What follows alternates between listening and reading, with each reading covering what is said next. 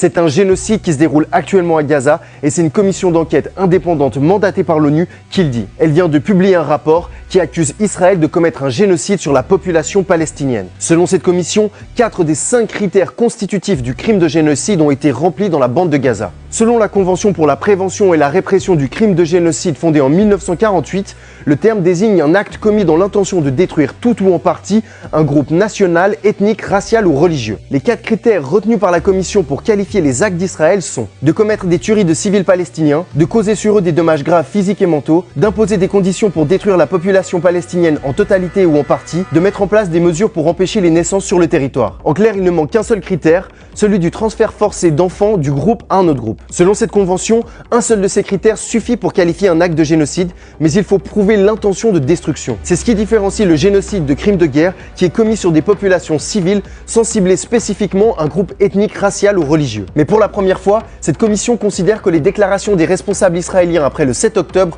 prouvent l'intention de destruction. Comme lorsque les ministres Itamar Ben-Gvir et Bezalel Smotrich ont appelé plusieurs fois à l'anéantissement de Gaza ou que le ministre de la Défense Yoav Gallant a qualifié les Palestiniens d'animaux humains. Malgré les pressions internationales, les Nations Unies refusent pour l'instant de parler de génocide. Dans l'histoire, seulement 3 événements ont été officiellement qualifiés de génocide. Le génocide des Arméniens en 1915, l'extermination des Juifs et des Tziganes durant la Seconde Guerre mondiale et le génocide des Tutsis au Rwanda en 1994. Israël, de son côté, a rejeté catégoriquement ce rapport et appelle à une dissolution immédiate de cette commission d'enquête.